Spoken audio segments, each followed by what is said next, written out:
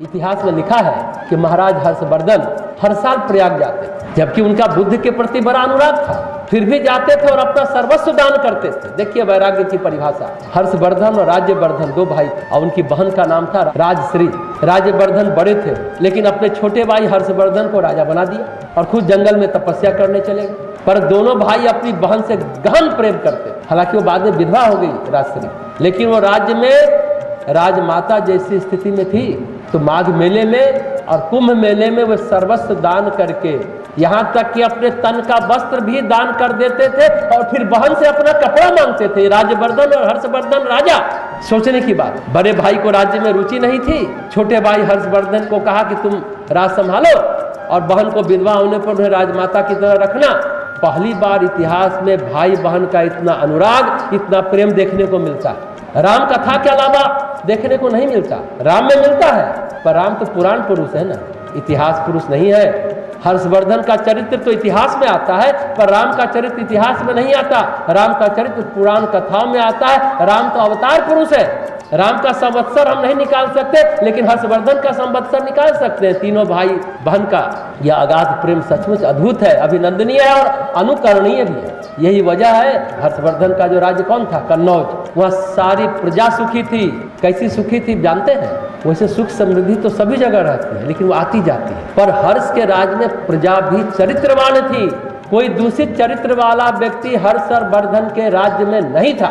कोई अपराधी नहीं था, कोई चोरी चकारी लूट हत्या नहीं होती थी। हर्षवर्धन का प्रताप, उनकी वीरता, उनकी तेजस्विता और पराक्रम के कारण ये बात घटित थी। तो आदिकाल से पीढ़ी दर पीढ़ी परंपरागत रूप से प्रयागराज की महिमा कही जाती रही है। कोई स्पष्ट काल तो नहीं मिलता क्योंकि जमाने से प्रयागराज में मेला लगता रहा है। सबसे प्राचीन मेला कहते हैं। गोस्वामी तुलसीदास जी ने प्रयाग महिमा को अपनी दृष्टि से समेटा है। जो हमने बताया, ऋषि की दृष्टि, भगवान की दृष्टि और भक्त की दृष्टि, इस दृष्टि से देखा है। भगवान की दृष्टि यह है कि जब वो अपनी दृष्टि से प्रयागराज को देखते हैं तो प्रयागराज उनको महाराजा धीराज की तरह लगते हैं। प्रयागराज के लिए गोस्वामी जी कहते हैं, सचिव सत्य श्रद्धा प्रिय नारी, माधव सरिस मितु हितकारी। उस राजा का सत्य मंत्री है, श्रद्धा प्यारी स्त्री है और श्री वेणी माधव जी यानी भगवान विष्णु सरीखे हितकारी मित्र हैं। किसके? प्रयागराज। आगे गोस्वामी जी कहते हैं, संगमु सिंहासनु सुठी सोहा, छत्रु अखय बटु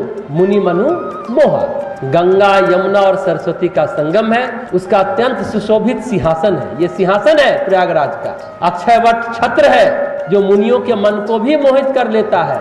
ये अर्थ कहाँ का है? गीता प्रेस का। संगम सिंहासनु सुठी सोहा, छत्रु अक्षय बटु मुनि मन मोहा। गीता प्रेस क्या कहती है व्याख्या में? मतलब रामायण में जो रामचरितमानस में व्याख्या ध्यान से सुने। गंगा यमुना सरस्वती का संगम है, उसका अत्यंत सुशोभित सिंहासन है, अक्षय वट छत्र है जो मुनियों के मन को भी मोहित कर देता है। इसमें लगता है थोड़ी गड़बड़ी है। गोस्वामी जी लिखते हैं, मुनि मनु मोहा। मुनि मतलब होता है एक वचन, मुनियों मतलब होगा बहुवचन। लेकिन गीता प्रेस की व्याख्या क्या कहती है? मुनियों के मन को मोहित कर लेता है। मुनियों नहीं, केवल एक मुनि के मन को मोहित करता है, वह मुनि है मार्कंडेय ऋषि। उनके मन को कैसे मोह लेता है अक्षयवट? अब इसके पीछे कहानी है, उसको जाने। कारण है कि मार्कंडेय ऋषि ने भगवान से प्रार्थना की, भगवान हमको अपनी माया दिखाओ। तो भगवान ने कहा, क्या करोगे माया देख करके? तो मार्कंडेय ऋषि बोले, नहीं आप दिखाई दो आज। तो उन्होंने प्रलय काल का दृश्य भगवान ने दिखाया। बाल मुकुंद बाल रूप में जब भगवान का रूप आया, बरगद के पत्ते पर लेटे हुए तैर रहे थे। छोटे बालक के रूप में बड़े से बरगद के पत्ते पर तैर रहे थे।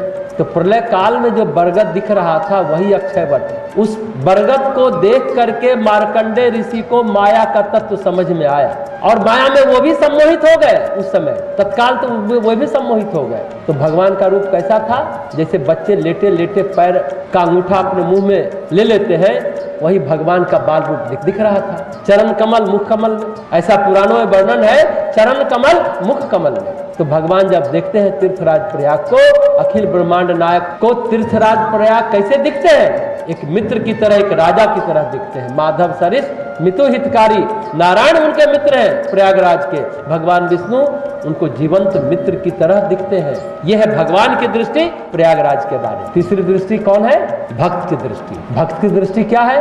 जब भरत तीर्थराज प्रयाग जाते हैं तो गोस्वामी जी कहते हैं, देखत श्यामल धवल हलोरे, पुलिक शरीर भरत कर जोड़े, सकल काम पद तीरथ राऊ, वेद वेदित जग प्रकट प्रभाव। श्याम और सफेद यानी गंगा जी और यमुना जी की लहरों को देखकर भरत जी का शरीर पुलकित हो उठता है और उन्होंने हाथ जोड़कर कहते हैं, तीर्थराज आप समस्त कामनाओं को पूर्ण करने वाले हैं, आपका प्रभाव वेदों में प्रसिद्ध है और संसार में प्रकट है।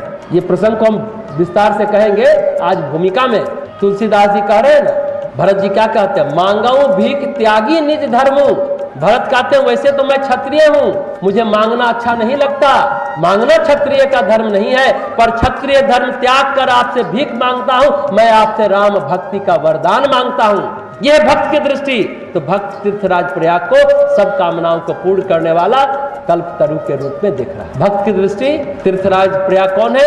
कल्पतरु है।